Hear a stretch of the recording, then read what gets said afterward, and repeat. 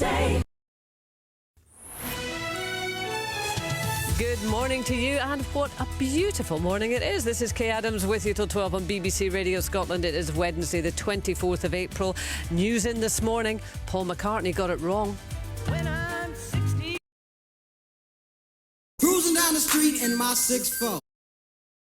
Forget 64. The new old is apparently 74, according to research from a German university. So what is old to you? And is there anything wrong with being old? Do we need to reclaim ageing? Oh, as you get older, you don't give two hoots about what others think. Cheers.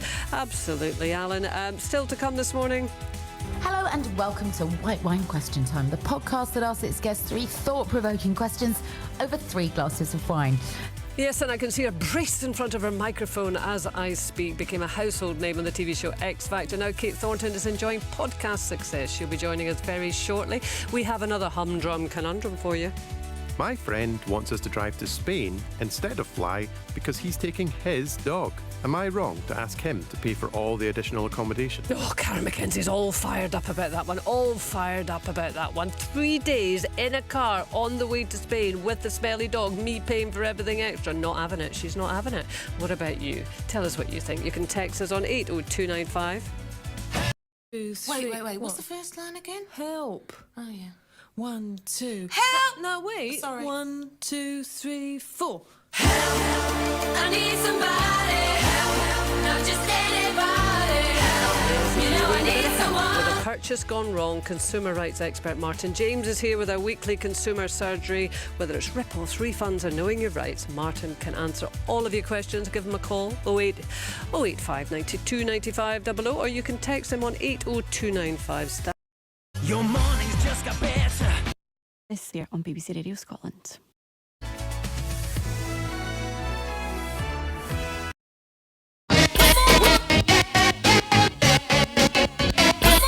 We love our religion, our culture, our God. And many of us, by the way we act, even lost our mind.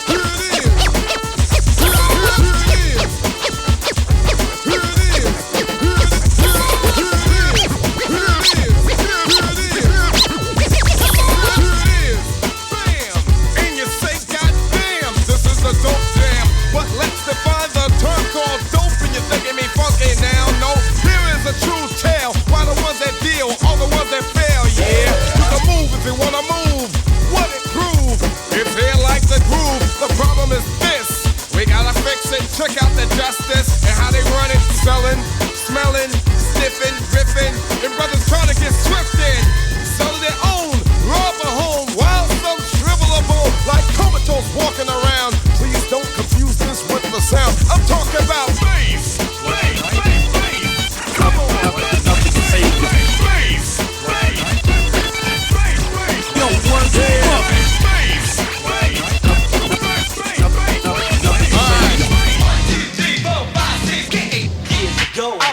Together too. The bells of those that boost the dose of lack and those that sell the black. Shame on the brother when they dealing. The same block where my 98 be wheeling. And everybody know another kilo. From a corner from a brother, keep another below. And stop illing and killing, stop drilling. Yo, black, yo. 4 or 5 o'clock in the morning. Wait a minute, y'all. The fiends are feeding day to day. They say no other way. This stuff is really bad. I'm talking about bass.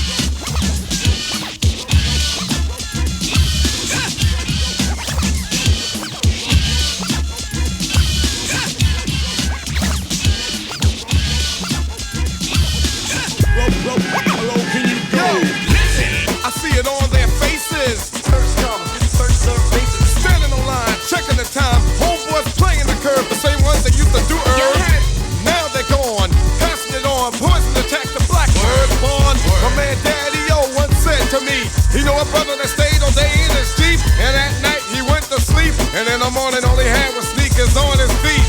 The culprit used to jam and rock the mic. Yo, he stripped the Jeep to fill his pipe and wander around to find a place where they rock to a different kind of. Come on, y'all.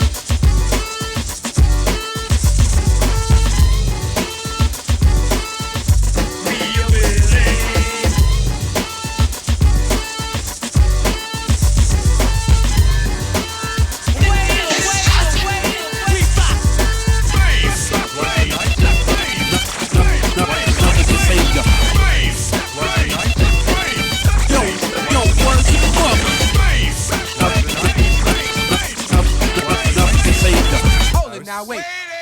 Yo, run it, black. Succotash is a meal for kids that make cash, selling drugs to the brother man instead of the other man. Brothers and sisters.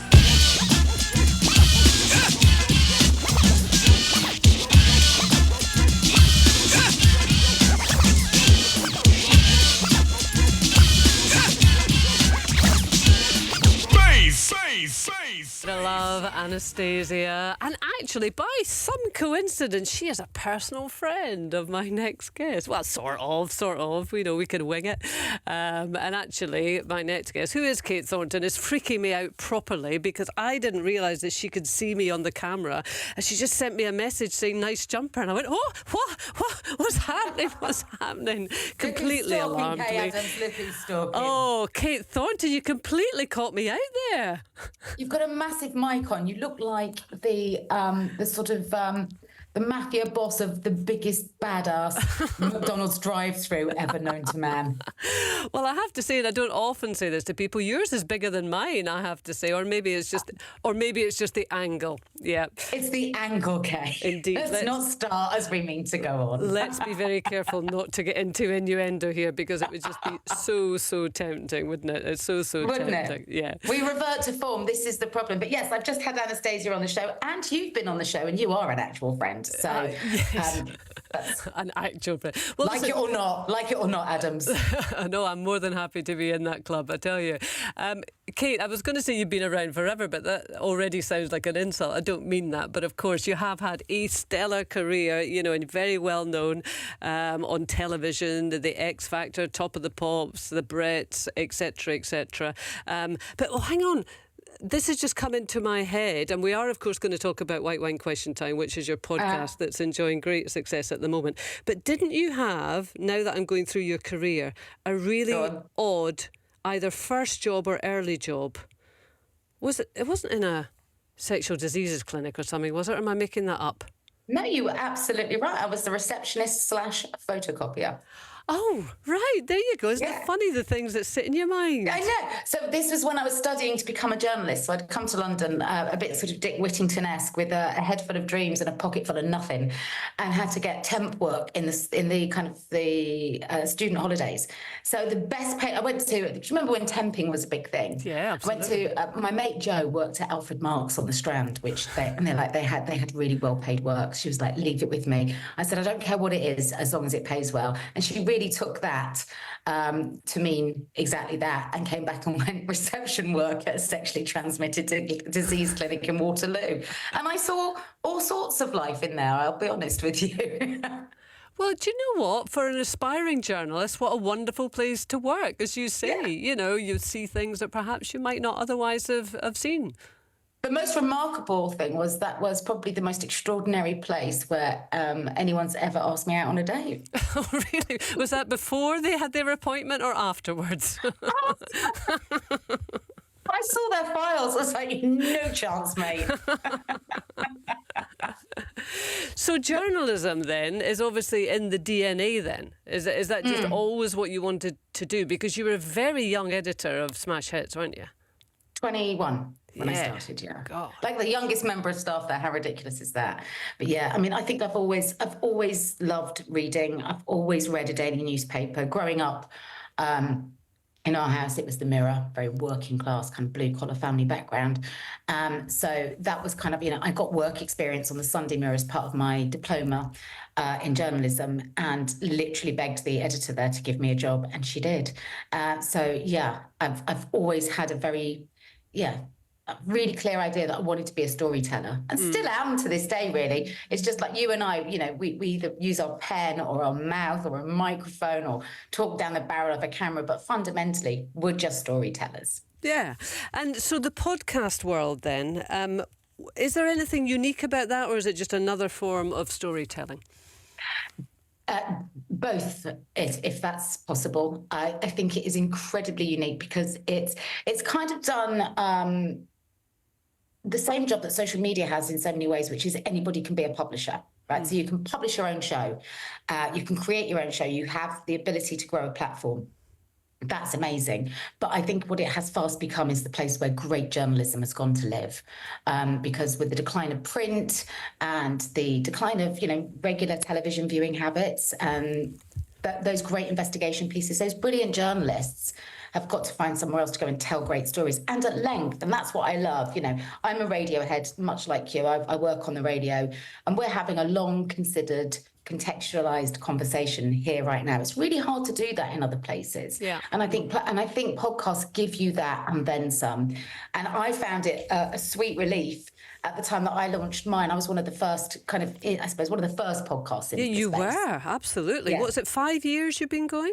5 years, which sounds like no time, but in podcast land, it's like dog years, right? Yeah.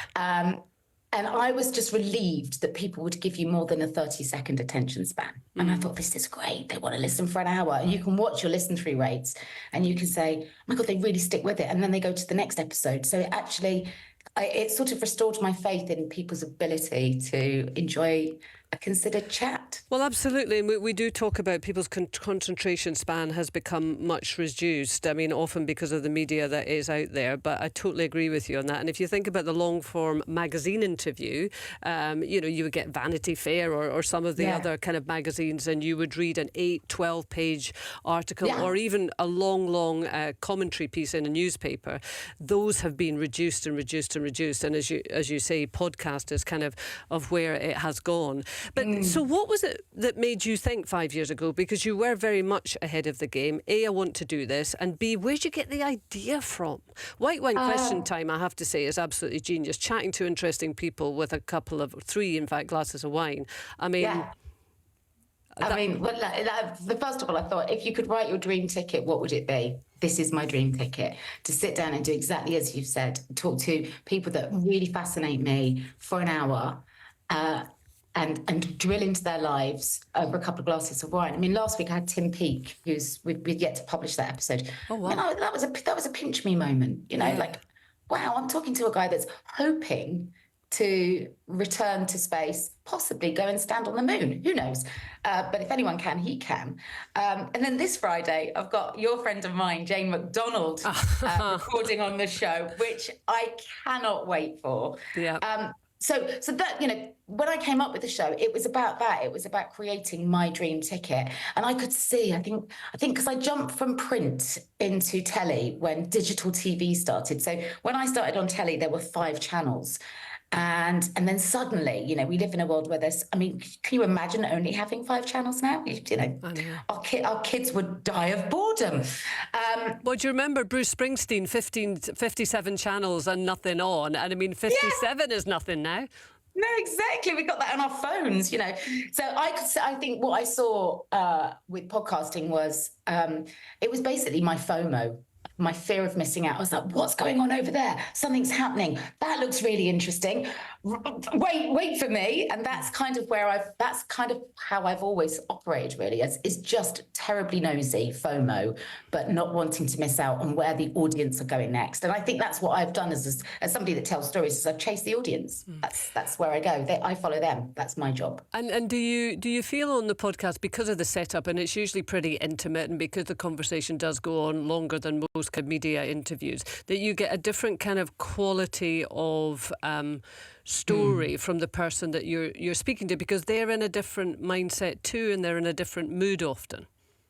Absolutely. And I think as well, you know, I hope that the show is a really quality listening, as much as I would never dare of dream of sitting down with somebody having not spent at least a day putting that show together, researching them. You know, if somebody's got a book out, I read it. If somebody's got a new TV show out, I'll watch it. So you come to that conversation armed with knowledge, informed, and that in itself makes people, I think, want to sort of sit down and open up that bit more. And I hope that you come away, you know, the thing that I try to do with every show is everybody that comes on the show is really well known, right? That's a kind of prerequisite, because you're going to have to spend an hour with them. They've got to be somebody that most people know about.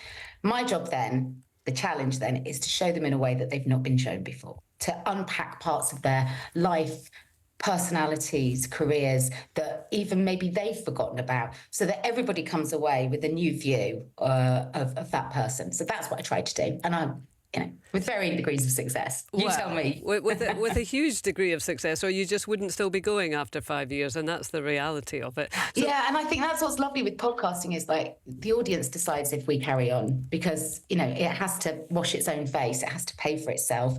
And if enough people come to it and listen to it and it does that, then that's success. And it's a different way of working. You know, in the old days, like if this was radio or telly, we'd have to please a commissioner for that, and somebody would have to make a decision as to whether or not we carried on.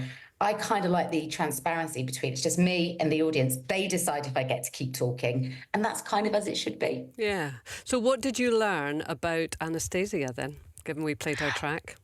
Gosh, I learned a lot about the way that a breast cancer survivor navigates the menopause, because we hear so often, well, if you've had breast cancer, that, you know, pretty much you're on your own. That tends to be the sort of overarching message. And she was brilliant about that, talking about how she takes, so she, you know, I take Body Identical, she takes Bioidentical hormone replacement treatment, and just opening up that conversation for it's not just women that have had breast cancer, it's women who are at risk of breast cancer or carry the BRCA gene, that think that they can't take HRT. So I hope that was a big takeout from that conversation.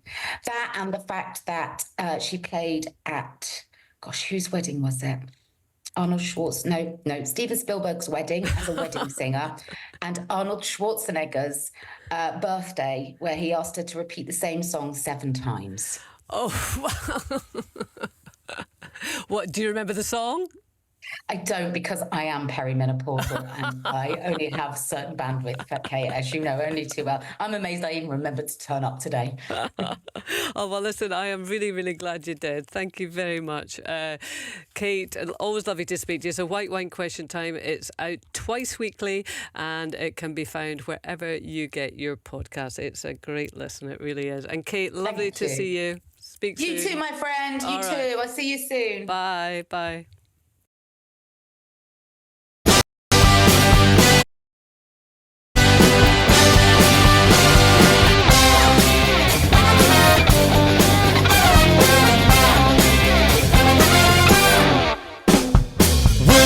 Heroes, it's the best show on the telly.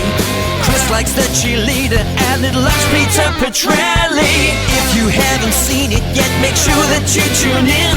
Another great addition to the BBC TV schedule. The Chris Moyle Show, save the cheerleader. Song. It is 10:23. This is Kay Adams with you till 12 on BBC Radio Scotland. Still to come this morning, our consumer rights surgery with consumer expert Martin James.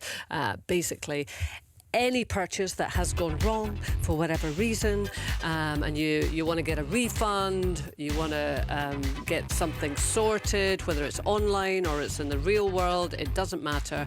Martin is here to help. So 08085 92 95 00 is the number. You can text him on 80295. We have got the Humdrum Conundrum coming up next.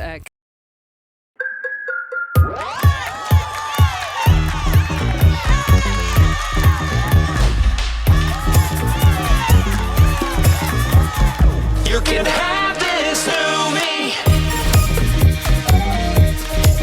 Just when you thought you knew me, I've been working on a new me. Think you know me, new 1.1. Upgraded now, not even done.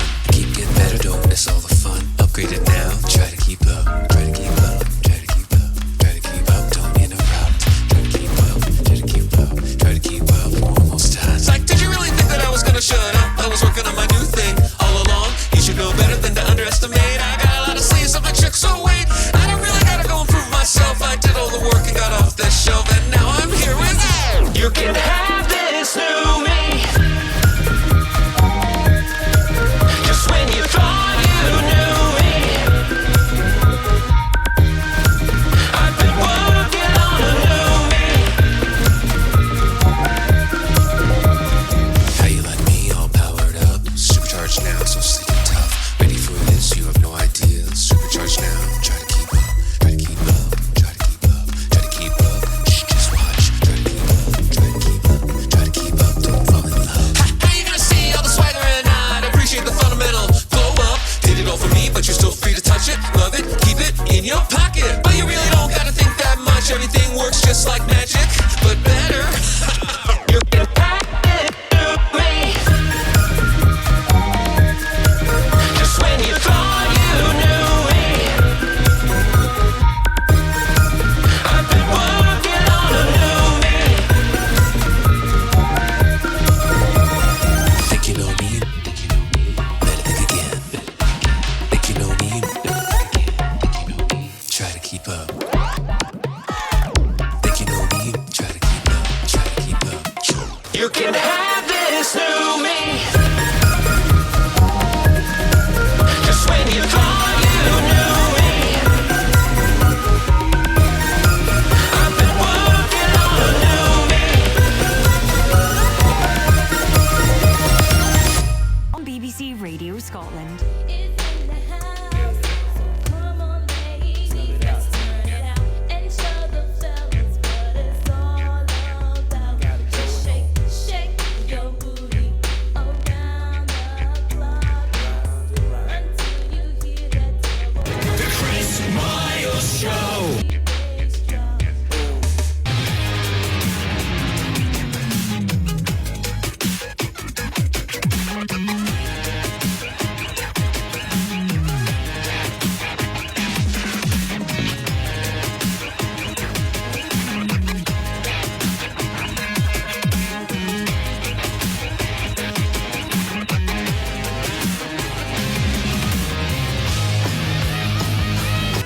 Well, frankly, she was never acceptable, not even in the 80s. But she's back. Karen McKenzie, you missed that one, Karen. You missed that one. I was focused on other things. Yeah, you're a single tasker, aren't you? Multitasking isn't your thing, is it? Yeah, you're probably right. Depends what it is. I can eat and talk at the same time. Oh, right, but that's not attractive. It's certainly I'd not warn you attractive. against that, No, you it's don't not mind. attractive, yeah. Now, I see you're obviously geared up for a good time because you've got your nails painted, but we've only managed to do one hand. Yeah, and I was pushing it because I put an extra coat on probably slightly too late before I come in here. And then... Oh, did you do this for me? Okay, what did you think? But I did only get one hand done. I've done this before and gone on the bike and then the wind has smudged it. It's kind of like, pushed all the paint. So I was like, ugh. Anyway, one hand is fine. I'll do the other hand when I get home. And for our listeners, So it's a cute. lovely vermilion. Oh, thank Is you. that what you can call it? You I can like always rely on a coral. thespian like Libby Yes, quite. MacArthur to be able to give you that. It's not cherry detail red. there. I just It's said not- orange. it's- Let me see it. Burnt orange, maybe. Well, I'm going with vermilion. Libby. What are you saying, Libby? Vermilion, It does look a little bit. which is an Cruella orangey de Vil. red. Do you not think? A bit. A bit Cruella de Vil. Is that not the hair you need to do for the Cruella Well, you've got de Vil? that as well. You've got the grey hair. No, but I've and got the no red. black. You need black with a grey streak. Check your puppies, people. I think it's the Dalmatian at her feet that gave it away. Okay.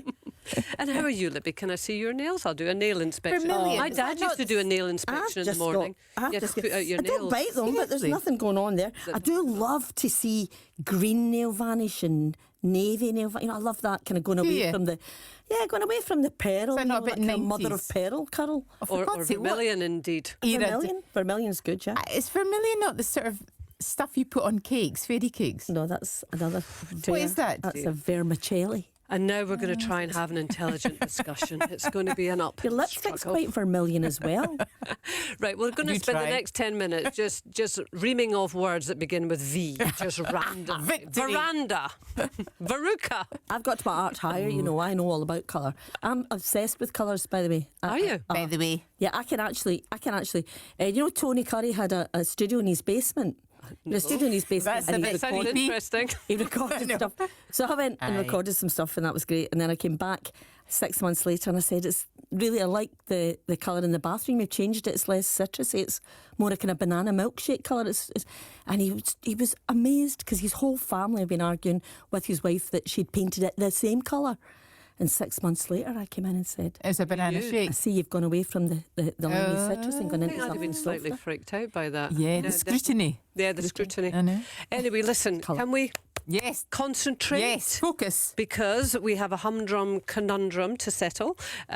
So we have Karen McKenzie, of course, and Libby MacArthur. They are going to apply their considerable wit and wisdom, well, at least Libby will, to this week's conundrum.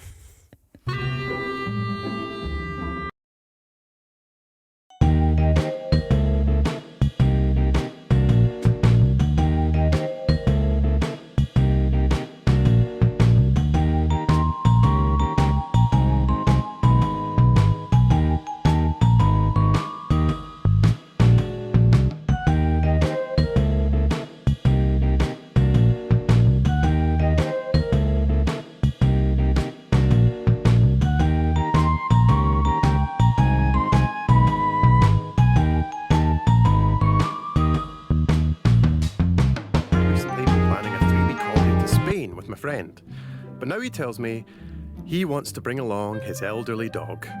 The dog itself is not a problem, but it would mean instead of flying from Scotland, we'd now be driving. Not only will this take much longer, but it'll mean 2 to 3 nights accommodation, meals, all that, and maybe even some more time off work. I said I'd prefer to fly and meet him in Spain, but he wants me in the car for company. I don't see why I should now have to fork out all this extra money for him to bring his dog.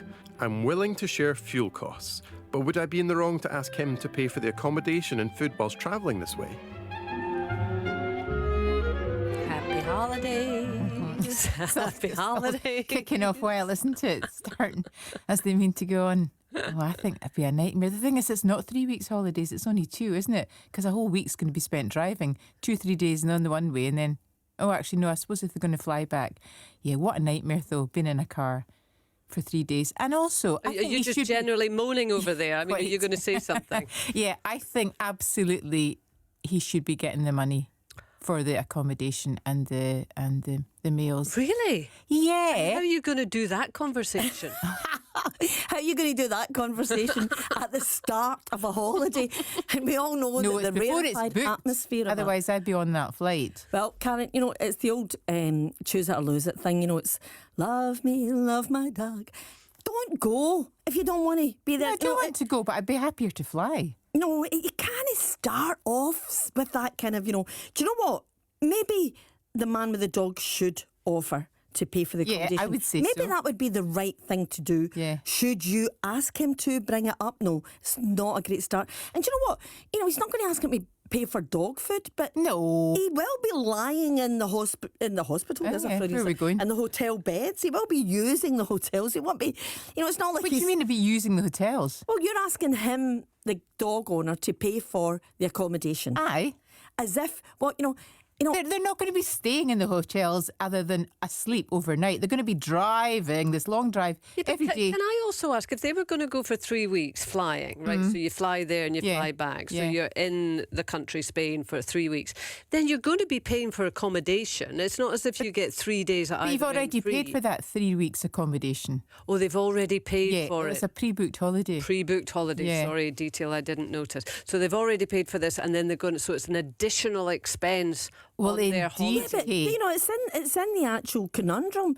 He wants to fly. I never listen. Fly, just fly. No, Either- but Dogman wants him to go I know, with him. but he doesn't have to do what his pal wants him to do. So he can hang on, either whose side say, are you on? He can either say, "I'm going to come with you and the dog," and then that's his lookout. That's his kind of. And also, can we just say? I mean, you're talking to the wrong person here. I think it's not an accident that the word. Why have you got Libby then? Dog and God are the same letters. Right. I think dogs are loving 4 legs, so he's going to have all the advantages of having that beautiful beast with him, and yet he wants none of the accountability of it. So either he goes, "Sorry, mate, you want to take your dog, good luck driving, have a nice time, I'll see you there, I'm flying," or he shuts up and goes along with him in the car, and a dog's a 2-man lift anyway, so they then go on holiday with a dog. Either they go on holiday with a dog or they don't. The look of confusion on Karen's face is such a picture. I think we've asked the wrong question. But No. can you imagine? Can you imagine the start? Like, you know what it's like on holiday. The pressure to have fun. I know I have a couple just of do my friends, own thing. and they went on holiday and they were all getting on really, really badly.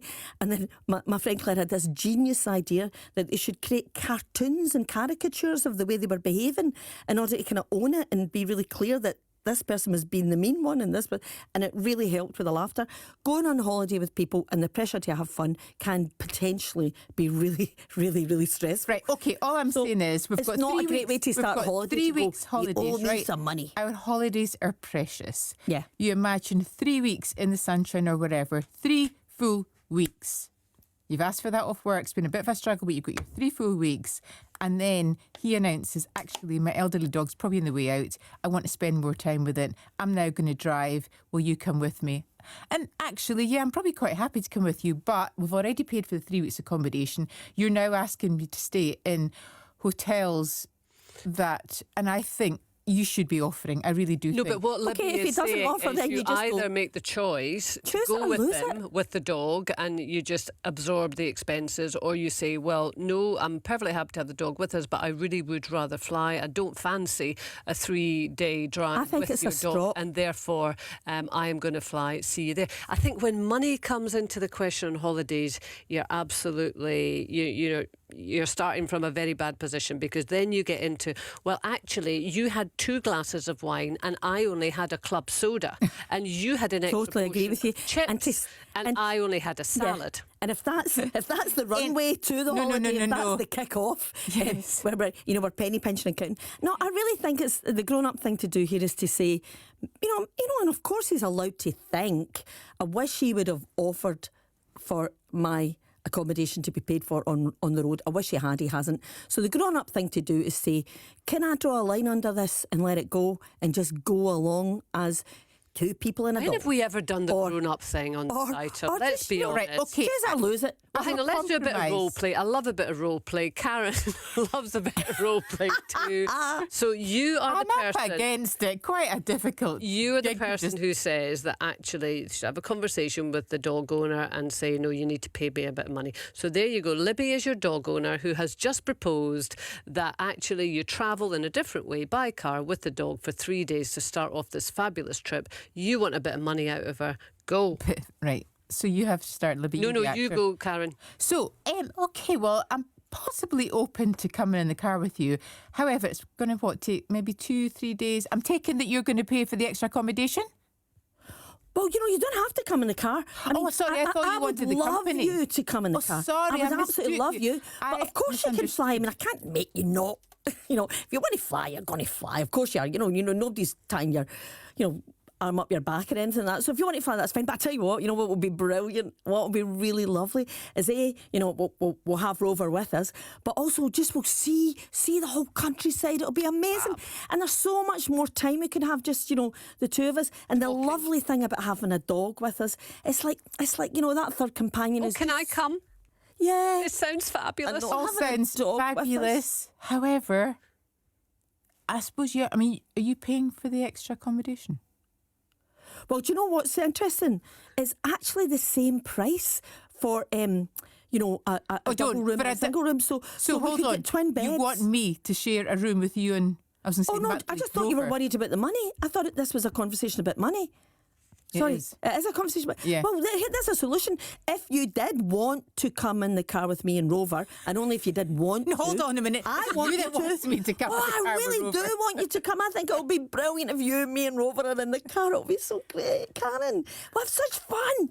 And you know what's so really nice about it is, the dog gives you an opportunity to go for a walk and a wander, and people talk to you when you've got a dog. It's weird. It's so See, funny. when you've got a dog, people talk to you. Martin James, our consumer rights expert, who's coming up next, I have to say, and he always kind of listens in because he's always ready, and I always ask him, what do you think? Does he say what the He hell's going on? happens to be there right now on the end of the line, so I'm going to bring him in as an adjudicator. Morning, Martin. Hello, Martin. Good morning, Kay. Hello, everyone. Yeah, hello.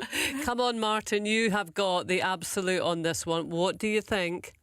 Well, I've done a bit of research here on this one, so my personal opinion is absolutely not. Don't travel with him. This is very manipulative. He knows that his dog is elderly. He's chosen to wait until the last minutes to drop this in here. So personally, I'd say ditch him and fly. But as always, if you'd like a nice manipulative way to get out of it, I've just done some checking online, and taking a dog to Spain by car is a convoluted process. Ooh, you passport. Absolutely, you need the pet passport. The dog has to have a certification confirming that it's had rabies shots. I never leave home without them. And there are lots and lots of things that you can do, but your animal health certificate, a 9-page document, has to be issued by a vet. That can only be issued within 10 days of the departure date and more than 21 days after the rabies vaccination was administered, so he could potentially time it out. Martin, No. my Martin has. No, I'm sorry, I'm closing this down. All our Martin listeners has the should be final listening to words. what Martin They're is fighting saying. like rats in a sack here. Martin, we're going to Rats speak in to a you sack. very soon. 80295 is the text number. What would you do?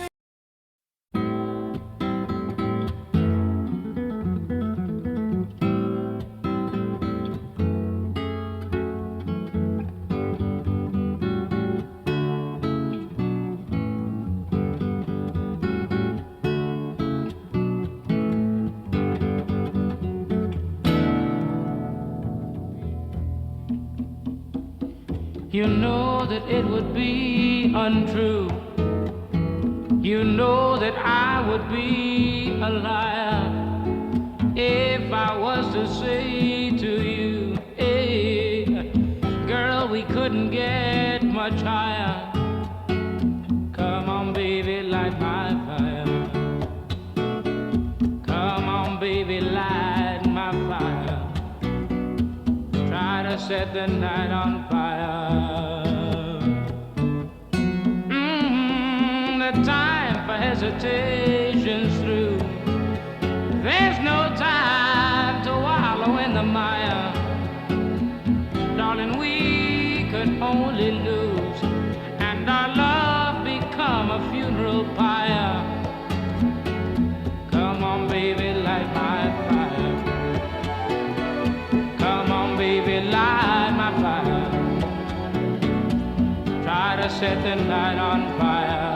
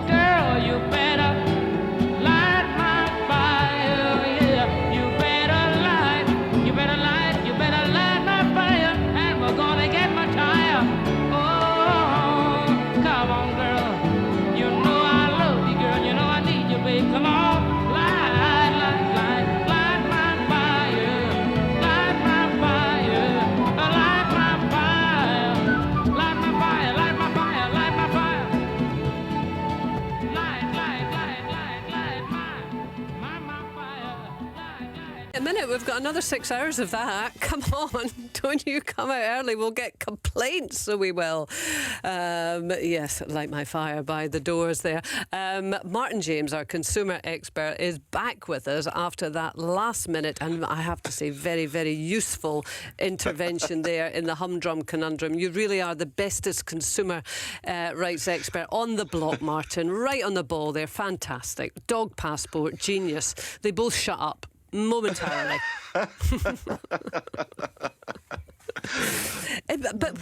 So let me just introduce Martin James, our consumer expert, here to take any questions you have about a purchase gone wrong. That's how I'm summing it up, whether it's online or whether it is in the real world. Martin can help you sort it out. So 08085 92 95 00 is the number to call. That's the best way to do it. And then you can explain what's going on. Or you can text us, of course, 80295. The lines are open now, so please do get in touch. But just quickly back to dog passports, Martin. So is that still a hassle? Because that was something we heard a lot about, I remember, around Brexit time, and then it kind of went away, or it felt that it went away. But there sounds as if there's still a lot involved in that, yeah? Yeah, absolutely. Nothing ever really goes away. Okay, and it's the process isn't as complex as it used to be, say, 5 years ago before we had all of these arrangements. But everything's a little bit more complicated now, and there are loads of different rules as well. And obviously, it's always nice to interfere with the conundrum, even though I'm a bit worried that Karen's making me harsh. But I'm having done a little bit of research there. If anyone wants to know, if you type in taking your pet abroad by car into the internet, have a look on the official guidance, you'll see there are loads of rules. Even the way that your dog is transported, for example, in Spain, there are whole rules about how the pet has to be strapped in. So there's a lot to think about, not just the certificates and the jabs that you have to get. Right. Jolly good. OK, well, for anyone who's considering that for summer holidays, as Martin says, well, worth checking out and making sure that you've got everything, every T crossed and I dotted. Now, what is happening, Martin, with car insurance in Scotland? Apparently, Central Scotland saw the biggest annual increase in car insurance of any UK region. That's right. We're going straight in on the difficult questions. Yep, today. sorry. But no, this is what I'm here for. And just so everyone knows, I'm certainly not an apologist for the insurance industry, who have neglected to specify precisely what's going on here. So we have to kind of break down what we usually know about how they work. Insurance is usually, premiums are set by risk. And they're also set by the number of claims in certain areas. So hold on to your hats, because by default, what they are implying is that in some areas, I think Glasgow and Motherwell were the most expensive areas in all of Scotland, that there are more claims and therefore there is a more risk of something happening to your car. Now, that could be on the road, it could be vandalism, it could be all kinds of things. But otherwise, it just highlights the fact that this is a massive postcode lottery, because there is no real comparison. You can go down a road and go from one area that's relatively fine to another area where there might be problems. This is the same wherever you are in the UK, and it seems deeply unfair to penalise the people of Scotland without at least having the decency to provide an explanation as to why this is the case. Well, that's what I was going to ask, actually. I mean, do they ever produce their evidence for saying that? Because, they could say, such and such an area is the most risky. Do we just have to take their word for it? Unfortunately, yes, though we can, of course, pester them to, the government and your MPs, actually get your MPs involved, or SMPs rather, to actually get them to give a bit more information. Because insurance companies, and indeed many finance companies, usually hide behind this all-encompassing banner to protect themselves from difficult questions, which is if they reveal how they set premiums, then they're giving away the secrets to their competitors. Now, that basically protects them from having to talk about anything ever. Which is deeply unfair. So we do actually need a completely independent body, maybe the regulator, to step in, which they can do, and say, how come this is happening? Because this really is a postcode lottery and it's simply not fair. I mean, I'm looking at the levels of increases. In Glasgow, prices increasing by 54%. And in Motherwell, 53%. So, I mean, this is, on averages, that's like £341, £303 in Motherwell. Given, the cost of living, etc., and the times that we live in, that can make a huge difference for people. Well, it certainly can do. And actually, the rising costs of insurance is one of the things I get asked about the most. Now, you can do a couple of things to get around it. As we often say on the show, if you pop a diary note into the calendar on your phone or into your desk diary, if you use one of those, just put a note in 4 weeks before the policy is due to renew. And if you negotiate with your existing company at that point, they will often give you a discount if you are willing to stick with them. The closer it gets to the renewal date, the lower the discount goes. But for many people, they're just going to be fed up. So maybe shopping around and seeing if you can find a better option. I did a quick search before on some of the comparison sites. There's quite the variety by postcode. So do a little bit of research. Don't just wait until that letter falls through the letterbox and then you ignore it for a little bit. Do your research now, 15 minutes or so, just shopping around, and you'll probably get a better deal. Right, okay, yeah, that's a really good tip, because I'm always a kind of last-minute person with that. The night before, I'm on some comparison site at midnight, so a month before, put a little note in your diary. Good tip, as always. Martin, thank you so much. So Martin is going to be back from 11 o'clock, taking your calls, 08085 92 95 00. Whatever purchase has gone wrong in the broadest possible sense, whether that is insurance or it's energy or it's something that you've bought from a store or you've bought online and you're having problems with it, Martin is here to help you sort it out. Give him a call, 08085 92 95 00, or you can text 80295.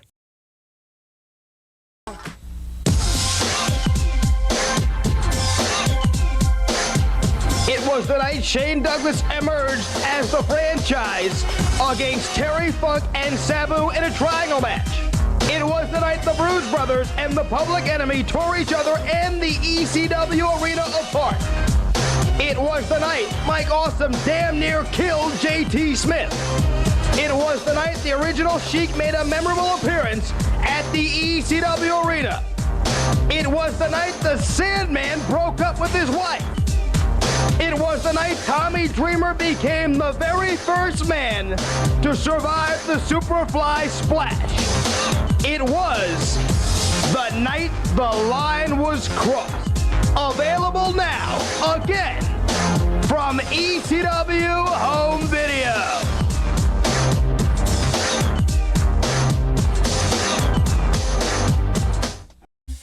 And this, yes, it is 10:50. Kay Adams here till 12 on BBC Radio Scotland. Still to come this morning. Well, get your verdict in for the Court of Karen. The humdrum conundrum this week. My friend wants us to drive to Spain instead of flying because he is taking his elderly dog. Am I wrong to ask him to pay for all the additional accommodation? Karen says you should ask him to stump up, and Libby says, for goodness sake, chill out. You're going on holiday. Just relax and enjoy the ride. Tell us what you think. 80295. Whenever you bring money into shared holidays, it always gets a little bit difficult. And coming up next, why YouTubers are burning out. Get in touch with BBC. Ladies and gentlemen, we have searched the whole world over for the great entertainers, and they are finally here tonight. They are world renowned. They are critically acclaimed. Mornings on BBC Radio Scotland. Now, Hannah Witton was one of the original YouTubers making a living from sharing her thoughts on sex and relationships. But now, after 12 years of building up a large and loyal following, she has decided to quit that particular site, citing creator burnout. And it seems that she's not the only one. There are other high-profile influencers who are also logging off. And given this was for a long time quoted as the dream job, that you would go and speak to young people in school and say, I want to be on YouTube, I want to be a YouTuber. Is the shine going off it? Hannah joins us this morning. Hi, Hannah. Hello. Good morning to you. And we also have with us psychologist Ros Taylor. Hi, Ros. Oh, hi. Hi. So, Hannah, you were very successful on YouTube, and 12 years is a long time to sustain a site, isn't it? Do we call it a site? What do we call it? A channel. I think, yeah, a channel. That's the word. Apologies for that. So what has prompted this decision to step back? There are a lot of things, and actually it's just the sex and relationships YouTube channel, because I have another YouTube channel that I am still posting on. So it's funny because I kind of burnt out on one, but I'm still very much excited about the other. But it was a long time coming, the decision. And then the thing that really made it more urgent that I felt like I needed to change something was I had a baby 2 years ago. And so trying to navigate maternity leave and being a parent and being a content creator, and all of the things that also just like come along with being a freelancer and a small business owner and figuring out parental leave and navigating all of that, it kind of all came to a head. And actually what I was currently doing just, mentally, emotionally and financially wasn't sustainable anymore. I mean, you're mentioning there lots of kind of real world things, you know, the kind of reality of life that most people in whatever job they do have to contend with. But there was something about the perception of a YouTuber, and I'm sure you're going to tell us it was a false perception, that was bandied about that, you know what, it's money for old rope. You know, you get up in the morning, you do 5 minutes on your iPhone and bingo, the money is rolling in. From your experience of 12 years, I imagine you're going to tell us that the reality is quite different. It's half true. Like there are some, there is a truth in that like it can be a very lucrative industry for like what seems like little work. Like, oh, you get paid X amount to make a YouTube video or an Instagram post, but all of the hard work is all of the stuff that was in the lead up to that, of like building up an audience that trusts you, and then all of the kind of stuff that kind of goes around it, rather than just like, if you just count the hours it takes to like make one post and then the fee, then yeah, sure, really lucrative, but that doesn't take into account like everything else in terms of all of the less glamorous side of things as well. But so tell us about that then, the stuff that becomes onerous. I mean, it's the stuff that becomes onerous in a lot of other jobs, which is admin, navigating different people and various stakeholders in terms of like, you've got brands and management, you've got what your audience want to do, what you want to do, and how you're publicly perceived. And then there's like the specific stuff that comes along with being like a YouTuber or a content creator, which is about like having a big audience and like what the kind of small level of fame that gives you and the pressures of having a lot of eyeballs on you.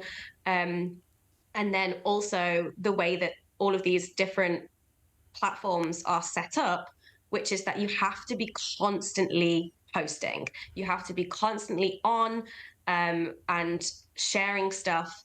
Otherwise, the way that kind of a lot of the algorithms work is that it's difficult to pick things back up again, or for people to remember that you exist. And so there's this big pressure to kind of always be on this like hamster wheel of producing content. And it's very difficult for a lot of content creators to take a step back from that, or even just contemplate taking a break. Yeah. And Ros, I guess that's where you come in that, you know, there are lots of people in whatever their job or profession is who work incredibly long hours. But what Hannah's just been describing there, that, you know, having to be aware of how you're perceived all the time. Are you there? Are you there enough? Are people responding to you? You know, that's an additional pressure that most people don't have. Absolutely. I mean, it's kind of built-in obsolescence in a kind of a way, because once you post, it's gone. People are not going to be looking back at what you've done historically. And the pressure of always being creative and coming up with something new all the time, every day, must be just horrific. And I think you kind of get through it in the short term. You know, short-term stress is great. We're mobilized, the adrenaline's going, we're, you know, punching away and doing it. But you know, over a period of time, then these stress hormones become depleted, and you're waking up in the morning and you think, I can't face the day, and you feel burnt out and jaded. That's an interesting way of putting it. I mean, Hannah, does it feel like you're in a sort of permanent state of either low-grade or high-grade stress? Pretty much, yeah. And one of the big reasons why I kind of packed it all in at the end of last year was because I was always saying, like, I need to refill the well. Like, I'm always in output mode and I never have a minute to actually kind of re-nourish myself so that I can continue producing content, but because of the pressures of having to always be in output mode, there's none of that time. And yeah, I've definitely felt that it was the right decision as well, because now I'm on the other side of it. I'm like, oh, I actually, that kind of underlying stress that Roz talked about that is just like continuous. I was like, oh, the weight has been lifted. It worked. Oh, really? So do you feel a palpable difference having stepped back? Yeah, completely. Just there's a lot more breathing room in my work days now. There's just like this less of the looming kind of pressure that's always there and around me in terms of always kind of stressing and thinking about what am I posting next and how are people going to receive it, and oh no, the views are down on the channel, and oh, like all of this stuff, and it's just like, don't have to worry about that anymore. Great. Yeah. I mean, Rose, I wonder if there's also lessons to be learned, not just, you know, for professional YouTubers, but for a lot of people who spend a lot of time on social media. Well, absolutely. I mean, I think it's quite addictive. I mean, I find that I go on to one thing and then go on to another. Before I know it, you know, it's 1 o'clock in the morning. Heavens above, put your phone away. But yes, being like Hannah, being, you know, doing stuff like that, it's as if, and I think she describes it so well with the output mode. It's as if your foot is on the pedal, and that is your sympathetic, I'll put it simply, sympathetic nervous system that kind of drives you forward. The trouble is you've then got to bring yourself down, trigger off your parasympathetic nervous system, which is rest and recovery. And you should really be doing that on a daily basis. The problem is that YouTubers are not doing that. They're constantly there, 24/7, and you can't exist that for long. Short-term stress, fabulous, adrenaline pumping. Long-term stress, no, you start having symptoms of sleeplessness and irritability and all sorts Rose, of I'm stuff. sorry, I've got a bit of stress in that we've got to finish because the news is just coming up. But listen, thank you very much, and thanks to Hannah Witten as well. Thank you. And Nina Lazuri has the news. Hi, Nina.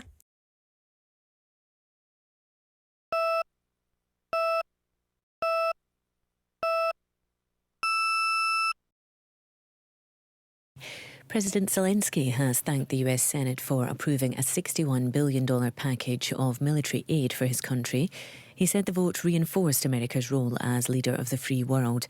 Brendan Carney, who's a former Chief of Staff for US Marine Corps forces in Europe, told us it would see more weapons quickly dispatched to Ukraine. On all flanks, I think we go ahead, we look at what Europe is doing and what the United States is doing to oppose Russian aggression. And it's got to be done. There's no doubt in my mind that we have to get this funding, we have to get these munitions, these weapon systems into the hands of the Ukrainians that are fighting the fight. The former DUP leader, Sir Geoffrey Donaldson, has arrived in court in Newry to face allegations of historical sex offences. The 61-year-old resigned as DUP leader last month after being arrested and charged. He's said he will be strenuously contesting the charges, which include an allegation of rape. Figures show that more than 100 people are dying from asthma every year in Scotland. It comes 10 years after a landmark report found that the majority of deaths from asthma are preventable. The charity Asthma and Lung UK wants more emphasis on prevention. Tracy Bulpett lost her 12-year-old daughter Katie to the condition in November 2021. As with most asthmatics, the attack came out of the blue. She was home from school one afternoon. I was picking her siblings up and the attack just happened. Luckily, she had the foresight to call one of the neighbours in to help. Sadly, because of the severity of the attack and how quick it happened, it was just too late for even the paramedics to be able to help once they arrived. The Scottish Government says an action plan sets out priorities and commitments for driving improvement in prevention, diagnosis, care, treatment and support of people living with respiratory conditions. Air crash investigators are expected at the scene near Prestwick Airport after a light aircraft came down onto farmland. 2 men, aged 65 and 75, were airlifted to the Queen Elizabeth University Hospital in Glasgow after the crash at Moncton yesterday. Fishing boat skippers and crew are being urged to sign up for free life-saving training in Aberdeen. The Man Overboard event is available to all Scottish crews and takes place in the city on Wednesday 8th May, with the travel and subsistence costs covered. Hannah Fennell is from the Orkney Fisheries Association. The training's aimed at any commercial fisherman within Scotland at the moment. So whether you're a skipper or you're a crewman, it's free to attend and all travel and subsistence costs are covered. It happens in Aberdeen. You get put in a pool, a wave pool with some rescue divers. And first of all, you experience what it's like to be in the water without a life jacket. And then you get taken out and you go in again and you see what it's like with a life jacket. So you see the difference between the two and the importance of wearing your life jacket and all the safety equipment. 2 escaped horses have been captured after they were seen running round central London during the morning rush hour. Police say officers are waiting for the army to collect the animals and take them to a vet. Now to the sports desk, here's Phil Goodlad. Nina, thank you. Scottish football must do more to attract supporters to big matches in the women's game. So says national captain Rachel Corsie, speaking ahead of this weekend's Scottish Cup semi-final between Rangers and Celtic. Over 3,000 fans attended the last meeting between the sides. Corsie feels clubs must work more closely to sell big occasions better. 2 English Premier League footballers have been arrested in connection with an alleged rape. The pair, both aged 19, have been released on bail after being interviewed by police in England. John Higgins and Ronnie O'Sullivan both begin their bids for another crown at Snooker's World Championship. 4-time winner Higgins takes on qualifier Jamie Jones, while O'Sullivan kicks off his challenge for an 8th title this afternoon against Jackson Page. And Scotland play New Zealand today at curling's World Mixed Doubles Championship in Sweden. Sophie Jackson and Duncan McFadden have won 3 of their 6 round-robin matches so far. Nina, back to you.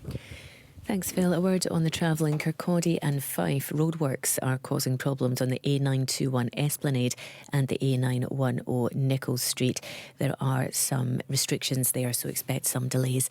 And the weather, spells of sunshine and dry conditions for most. Patchy cloud, brisk northerlies and perhaps the odd shower along the eastern coast and the Northern Isles. Highs of around 9 to 12 Celsius for most. And scattered showers across the Northern Isles will sink southwards into the northeast overnight, which could be wintry on the hills. Dry conditions with clearing skies elsewhere, and lows of around 1 to 4 Celsius overnight. And that's BBC Radio Scotland News. Thank you very much, Nina. Wednesday. Isn't this weather blooming lovely? It's so nice to step out in the morning and there's a bit of sunshine on your back. There's not a hoolie blowing around you. Let's enjoy it while it lasts. It is 11:05. This is Kay Adams with you till 12. Still time to get your verdict in for our humdrum conundrum. My friend wants us to drive to Spain instead of fly because he's taking his dog. Am I wrong to ask him to pay for all the additional accommodation? Well, Karen says, make your pal pay. Do you get it? Pay pal? Pal? Oh, right then. Libby says, oh, come on. Don't ask for the money. Just relax and enjoy the trip. Tell us what you think. Lots of you have been telling us what you think. And I have to tell you, let you into a wee secret. Karen's way out in front on this one. 80295 is the text number. 1, 2, 3, 4. Help, I need somebody. Help, not just anybody. Help, you know I need Consumer someone. rights expert is with us. The lines are open now. 08085 92 95 00. Anything that you want to speak to Martin about or a purchase gone wrong, then he's here to help. You can text 80295. It's one of the most watched series of the moment. Ladies and gentlemen, this is my stalker. Say hello to Mark. Don't you say that to me. Apologise to me right now. Yeah, I haven't seen it yet. It's called Baby Reindeer. Apparently a very, very powerful piece about stalking. We'll be speaking to another victim who's calling for a stalker's register. Well, what do we have here? Mornings on BBC Radio Scotland. And it was on from there. The motherfucker, it wasn't nothing stopping them. What the rest of those niggas do? Man, the motherfuckers was ready for anything. The niggas was packing burners. The niggas was ready to fight. Whatever they had to do, Holmes. The niggas was on the real flip mode, Holmes. They was coming out like a motherfucker. The nigga was amped. He was like, come on, motherfucker. Come on, motherfuckers, come on. Come on, motherfuckers, come on. Yeah. Come on, motherfuckers, come on. Come on, motherfuckers, come on. Release the brainstorm to make your motherfucking brain warm. A strange form, something kind of lyrical. Biggie the bastard, so that's kind of spiritual. Well, in God we trust, guns are bust, got that disgusting. Suicide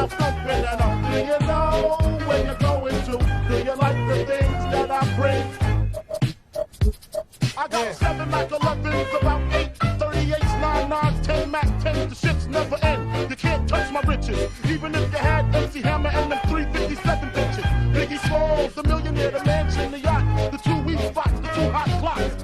That's how I got the weed spot. I shot Tread in the head, took the bread and the lamb spread. Little Gotti got the shotty to your body, so don't resist or you might miss Christmas. I tote guns, I make number runs, I give MCs the runs dripping. When I throw my clip in the AK, I slay from far away. Everybody hit the DECK. My slow flow's remarkable. Peace to Mateo. Now we smoke weed like Tony Montana slipped the yayo. That's crazy blunts, mad L's. My voice excels from the avenue to jail cell. Oh my God, I'm dropping shit like a pigeon. I hope you're listening, smacking babies as they clipping. So you better grab your pistol, cause if you sit still, I'm gonna make your fucking shit spill. And I'm talking about buckets, why did I have to do it? So I said fuck it, you got a gun, nigga, bust it. Cause I got more shots to pop ya, big mouth, breaking your own something proper. Sounding off is the hardcore rap singer, aka crack slinger, bring it anytime. Come on, motherfuckers, come on. Come on, motherfuckers, come on. Come on, motherfuckers, come on. Come on, motherfuckers, come on.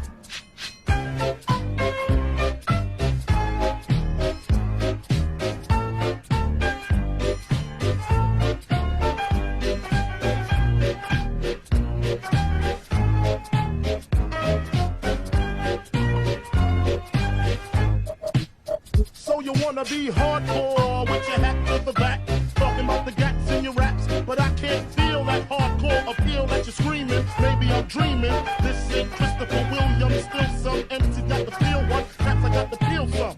To let niggas know that if you fuck with big and heavy, I get up in that ass like the wedgie. Niggas saying Biggie off the street, it's a miracle. Left the drugs alone, took the thugs along with me.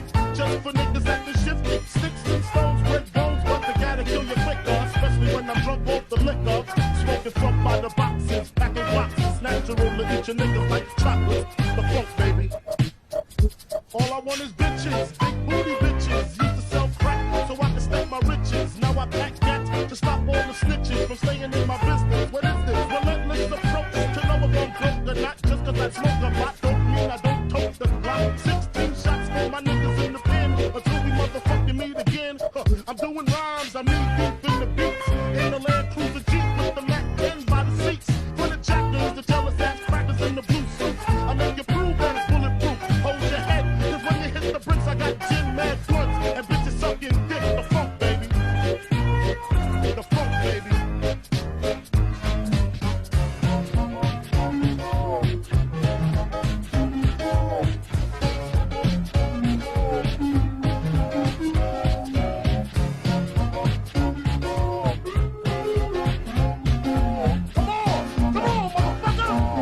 Motherfuckers, come on. Come on, motherfuckers, come on. Yeah.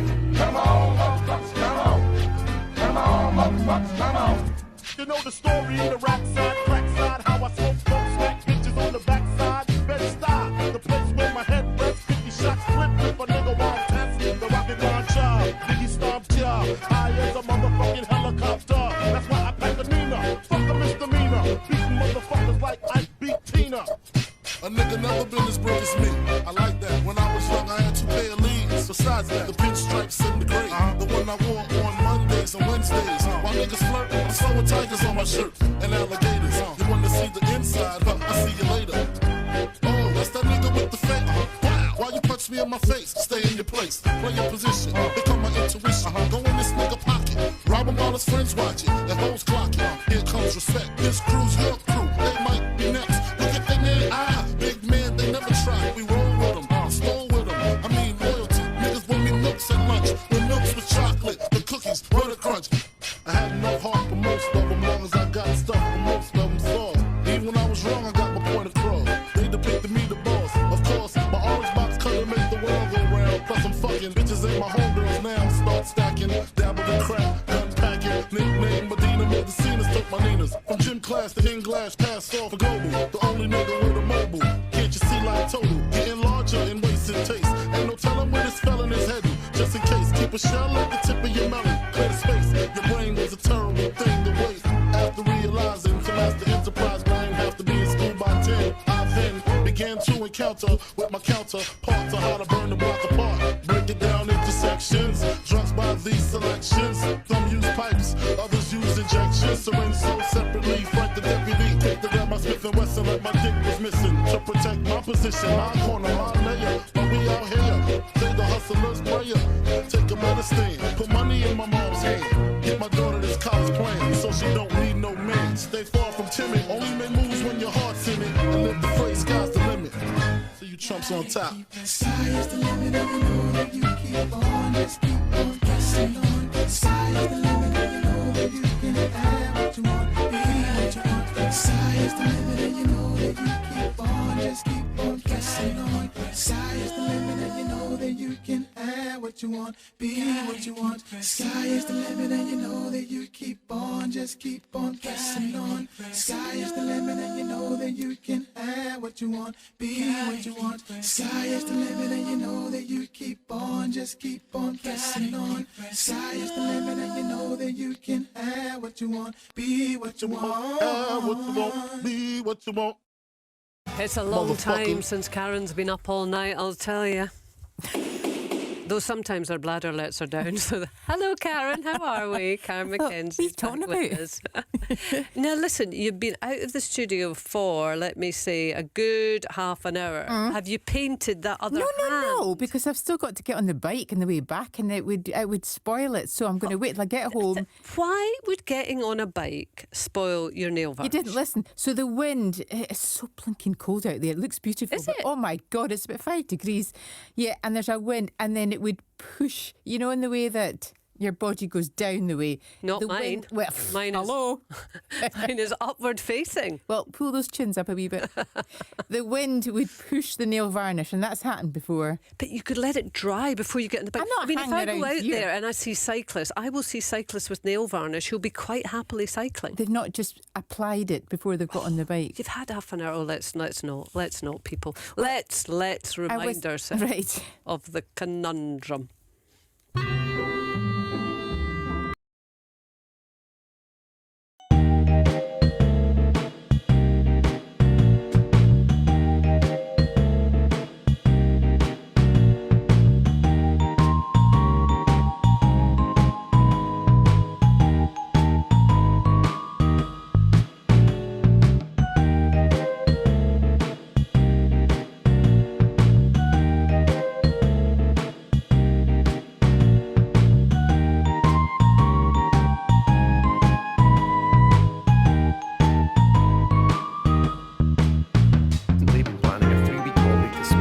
Friend.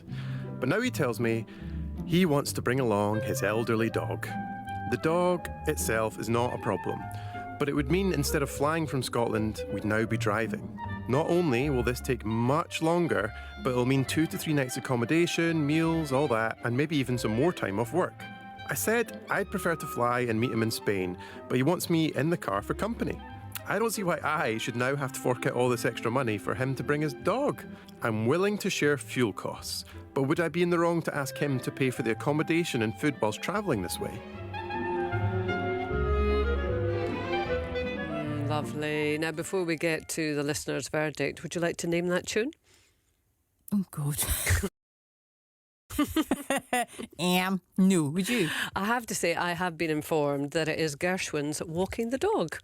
Oh, is that right? Isn't that nice? It's almost like there's some production going into well, that. I have to say special appreciation to our production team because I always think they choose such a lovely piece of music for that and I really look forward to it. Do you? Yes, I do. Yeah, it's always very dramatic. Well, actually, today wasn't dramatic, but it was very fitting. It was nice. It was very fitting. Yes. Very good. Yes. Top team. So that was is our humdrum conundrum today. You were saying that you should have a word with the person and say, OK, I'll come with you in the car, but I really want you to cover some of the additional costs. Aye. Libby MacArthur said, no, for goodness sake, just relax, chill out, go with them and don't start pinching the pennies. Is that just about right? Aye. Well, I have to say, like you, I've got a whole load of penny pinchers out there. So enjoy, fill your boots. Well, I'm going to start with you.